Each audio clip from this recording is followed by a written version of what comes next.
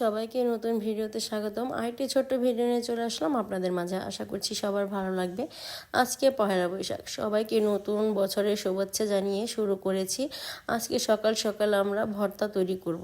পহেলা বৈশাখে অনেকেই পান্তা ইলিশ খায়, অনেক ধরনের আইটেম তৈরি করে, কিন্তু আমরা কোনো সময় পহেলা বৈশাখে তেমনভাবে পালন করি না।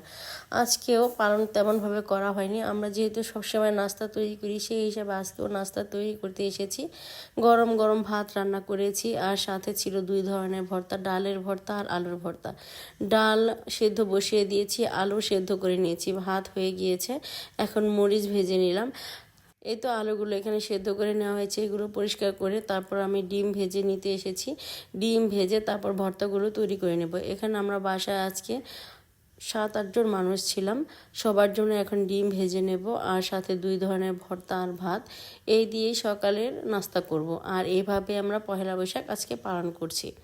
আমরা সবসময় রেগুলার যেসব খাবার খাই সেসব খাবারই পহেলা বৈশাখের দিন খাওয়া হয়।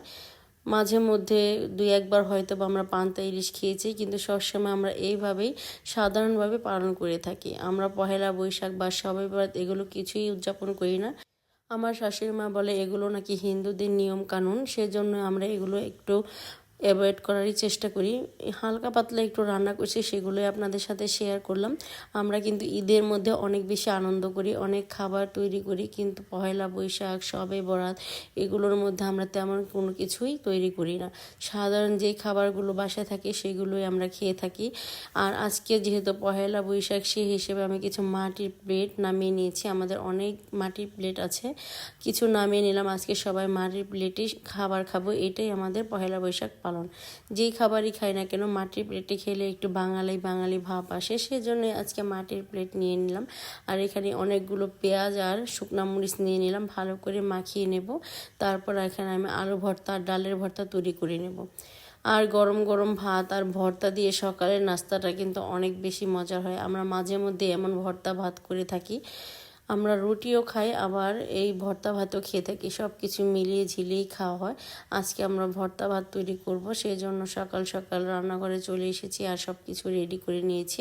এখন ভর্তাগুলো তৈরি করা হয়ে গেলে আমরা সকালে নাস্তা করে নেব।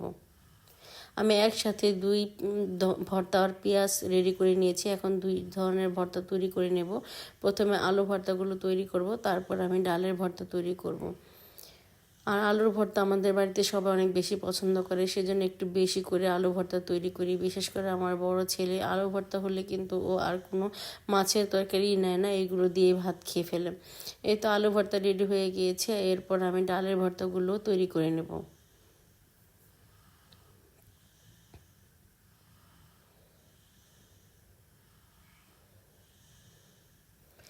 ডালের ভর্তাগুলো তৈরি হয়ে গেলে কিন্তু কমপ্লিট। আর এই সব মজার মজার ভর্তা দেখলে কিন্তু ভয়েস দেওয়ার সময় আবারও খেতে ইচ্ছে করে।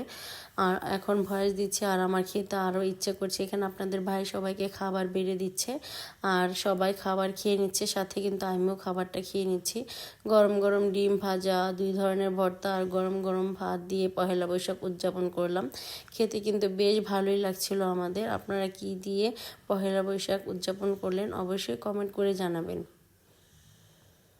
সকাল সকাল এরকম ভর্তা ভাত হলে আর কিছুই কিন্তু লাগে না। এখানে কিন্তু আমার ছেলের জন্য আমি খাবার নিয়েছি, সবাই খেয়ে নিচ্ছে, পাশাপাশি আমি ওদের জন্য খাবার রেডি করে নিলাম।